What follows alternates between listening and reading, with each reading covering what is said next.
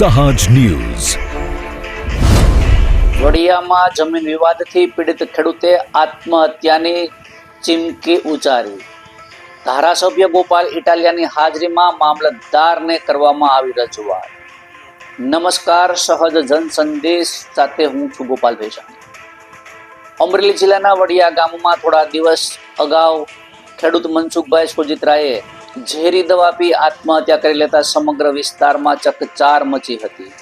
આ ઘટનાને પગલે આજે યોજાયેલ બેસણામાં વિસાવદરના ધારાસભ્ય ગોપાલ ઇટાલિયા મૃતકના પરિવારને સાંત્વના પાઠવવા વડિયા પહોંચ્યા હતા।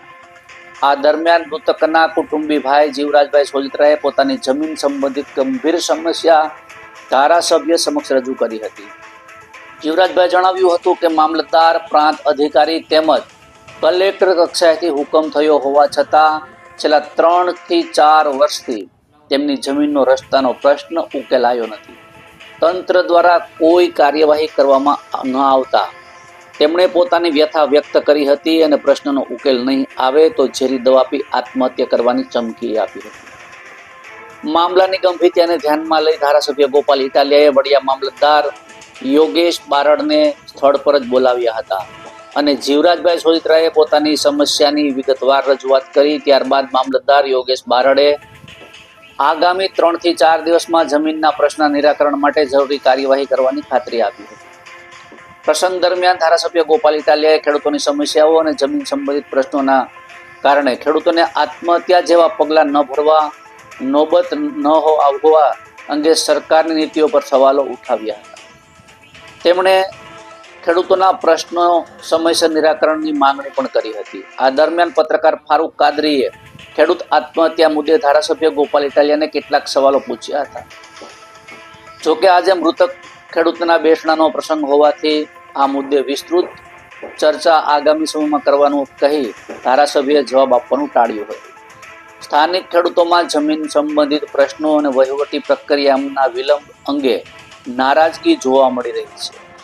ત્યારે તંત્ર દ્વારા કરવામાં આવેલી ખાતરી બાદ હવે પ્રશ્નનો કેટલા સમયમાં ઉકેલ આવે છે તેના પર સૌની નજર મંડાઈ રહી છે। રિપોર્ટર રાજુ કારિયા, સહજ જન સંદેશ ન્યૂઝ, વડિયા। અમરેલી જિલ્લાના વડિયા ગામના ખેડૂત મનસુખભાઈ સોજિત્રાએ 2 દિવસ પહેલા એક વિડીયો બનાવ્યો અને વિડીયોમાં એમણે એવું કહ્યું કે ભાજપના અમુક નેતાઓના ત્રાસના કારણે, ગુંડાગીર્દીના કારણે તેઓ હવે આત્મહત્યા કરે છે એમ કહી એમણે આત્મહત્યા કરી અને આજે તેઓ આપણી વચ્ચે નથી। ત્યારબાદ પરિવારજનો, મનસુખભાઈના પરિવારજનો, સમાજના આગેવાનો અને બધાએ FIR લખાવવા વડિયા પોલીસ સ્ટેશન ગયા। વડિયા પોલીસે પણ સ્પષ્ટ રીતે ના પાડી કે ભાજપના નેતાનું નામ FIR-માં નહીં લખીએ, કહેતા હોય તો કોઈ નાના મોટા આગેવાનોના નામ લખીએ, પણ જે આ આત્મહત્યા પાછળ જવાબદાર છે એમનું નામ નહીં લખીએ। આપણા અમરેલી જિલ્લાના વડિયામાં એક હિન્દુ ખેડૂત આત્મહત્યા કરે અને હિન્દુત્વના નામે ચાલતી આ આખી સરકાર જો કોઈ માણસને મરતા રોકી ન શકે તો એ બહુ દુઃખની બાબત છે। મૃતક મનસુખભાઈના કુટુંબી ભાઈ, બીજા એમનું નામ શું હતું, જીવરાજભાઈ, એમણે પણ આવા જમીનના રસ્તાના પ્રશ્ન બાબતે આજે હું જ્યારે અહીંયા આવ્યો તો બહુ દુઃખી સ્વરે એમણે મને કીધું કે મારે પણ રસ્તાનો પ્રશ્ન છે અને મારે પણ હવે આત્મહત્યા કરવી પડે એવો મારે અત્યારે મને લાગે છે। મેં એમને આશ્વાસન આપ્યું છે, મામલતદારશ્રી સાથે રૂબરૂ વાત કરી અને રસ્તાના પ્રશ્નોમાં જે કાંઈ દાદાગીરી ભાજપના માણસો કરી રહ્યા છે એની સામે મામલતદારો, કલેક્ટરો, DYSPO આ બધા લોકો પણ સજાગ બની અને હિન્દુ ખેડૂતોને કંઈક મદદરૂપ બને એવી મેં આજે એમને જાણ કરી છે। અને ટૂંક સમયમાં રસ્તાના પ્રશ્ન બાબતે મૃતક મનસુખભાઈ અને એમના કુટુંબી જે બીજા જીવરાજભાઈ છે બંનેના રસ્તા બાબતે વડિયા મામલતદાર નિરાકરણ લાવે એવી આજે એક રજૂઆત। તમારે ત્યાં ગોપાલભાઈ આવ્યા હતા, તમારે પોતાને પણ જમીનનો પ્રશ્ન છે, તમારું નામ છે? વાત કરું। મારું નામ જીવરાજભાઈ સોજિત્રા છે। આ ભાઈ આત્મહત્યા કરી મારા કાકાનો દીકરો છે, એને રસ્તાનો પ્રશ્ન છે ને મારે 5 વર્ષથી રસ્તાનો પ્રશ્ન છે। તો હું 2 હુકમ આવી ગયા તો એ રસ્તો ખુલ્યો નહીં કોઈ દી। એટલે રસ્તો ક્યાં છે ને પ્રશ્ન શું છે? પ્રશ્ન રેલવેના ફાટકે છે, આડું ગનારું થઈ ગયું ને એટલે રસ્તો બંધ થઈ ગયો છે।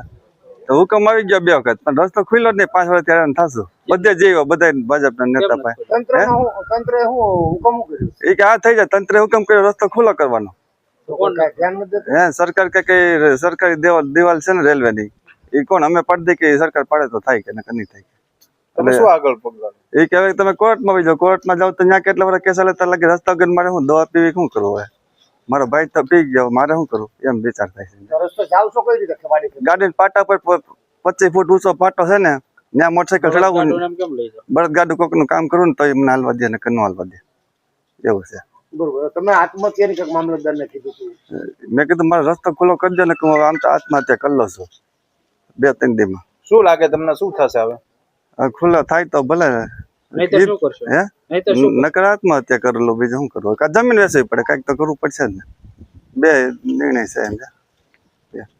ઘરે પહોંચ્યા છો, શું ઘટના હતી, શું છે?